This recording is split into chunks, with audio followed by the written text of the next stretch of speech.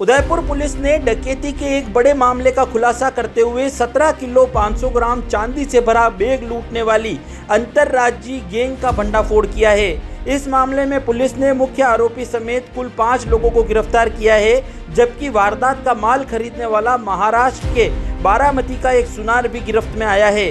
विगत 16 अप्रैल 2025 को डबोक थाना इलाके में हुई इस बड़ी वारदात का खुलासा करते हुए उदयपुर जिला पुलिस अधीक्षक ने बताया कि जब ज्वेलर शिव कुमार सोनी अपने बेटे अज़दुमान के साथ रोज की तरह दुकान से चांदी लेकर घर लौट रहे थे, इसी दौरान बाइक सवार 3 बदमाशों ने हमला कर चांदी लूट ली और विरोध करने पर बेटे को गंभीर रूप से घायल कर फरार हो गए। घायल को अस्पताल में भर्ती करवाया गया था। उन्होंने बताया कि घटना की गंभीरता को देखते हुए एक विशेष टीम का गठन किया गया, जिसमें करीब 210 सीसीटीवी फुटेज खंगाले और तकनीकी विश्लेषण कर आरोपियों को महाराष्ट्र और गुजरात से गिरफ्तार किया गया है। पूछताछ में आरोपियों ने डकैती की साजिश कबूल की है। वारदात में प्रयुक्त कार, बाइक, हथियार, फार्मा इंजेक्शन और गुग्गी पाउडर भी जब्त किया है। महाराष्ट्र के एक स्थानीय गिरोह ने इस डकैती की योजना बनाई थी। आरोपी वारदात से पहले रेकी कर सुनसान जगह और समय का चयन करते थे, जिससे भागने में आसानी हो। लूटी गई चांदी को बारामती के सुनार को बेच दिया गया था, जिसे पुलिस ने बरामद कर लिया है। इस गिरोह से जुड़े आदित्य पवार, गणेश लाडो और समीर शाह फिलहाल फरार चल रहे हैं, जिनकी तलाश जारी है। पुलिस ने पूरे मामले में और भी खुलासे होने की संभावना जताई है। देखिए, अप्रैल माह के 16 तारीख को डबोक थाना अंतर्गत मीठानी में जो चारभुजा ज्वेलर्स स्थित है, उनके मालिक शिव कुमार सोनी ने एक रिपोर्ट थाने पर दी कि उनका पुत्र अंशुमान नियमित रूप से शॉप से शाम को जो ऑर्नामेंट्स बेचने के लिए वो लेके आते हैं, वो नियमित रूप से शॉप से वापस घर की तरफ लेकर जा रहा था।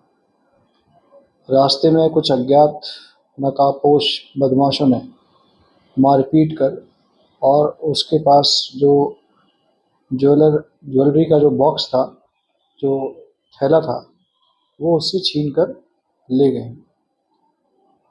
घटना संवेदनशील थी और मारपीट कर एक ज्वेलर को उसकी लगभग जो प्रारंभिक सूचना उसने दी, लगभग 30 किलो चांदी की लूटपाट थी।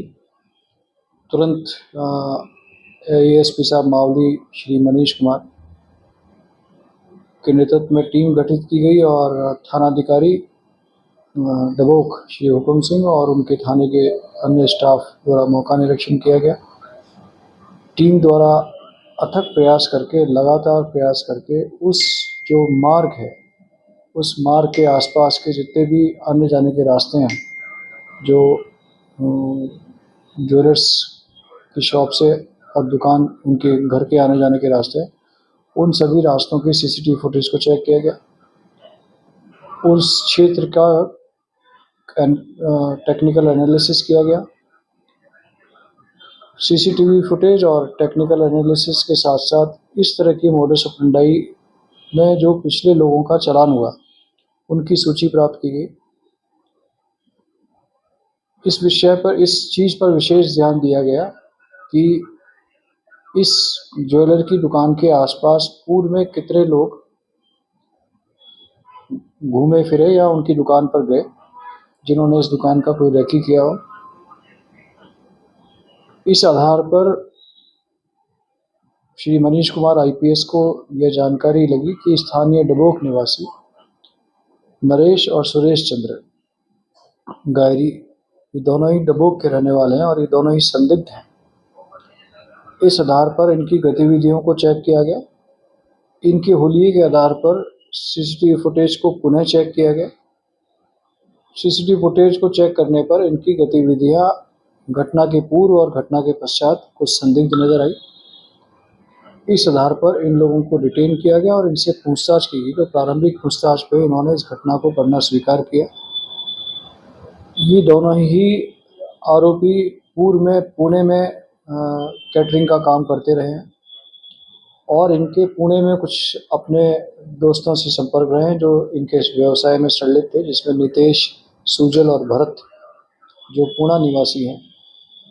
इनसे इन्होंने अपने इस ज्वेलर्स से ज्वेलरी लूटने की जो योजना है वो शेयर की, और शेयर करने के साथ इन लोगों को इस घटना में शामिल किया, और शामिल करके और इस घटना को इन्होंने 16/4 को अंजाम दिया। इन पांचों लोगों को, जो 3 प्रारंभिक पूछताछ पर पूना के निवासी हैं और 2 स्थानीय डबोक निवासी हैं, इन दोनों को डिटेन करके इनको पूछताछ करके इस प्रकरण में गिरफ्तार कर लिया गया और लगभग 17 किलो 500 ग्राम चांदी पुलिस ने पूछताछ के पश्चात जब्त की है, जिसमें से कुछ चांदी ओरिजिनल ऑर्नामेंट के रूप में है और कुछ चांदी जो इन बदमाशों द्वारा सुनार को देख करके पिघलाई गई।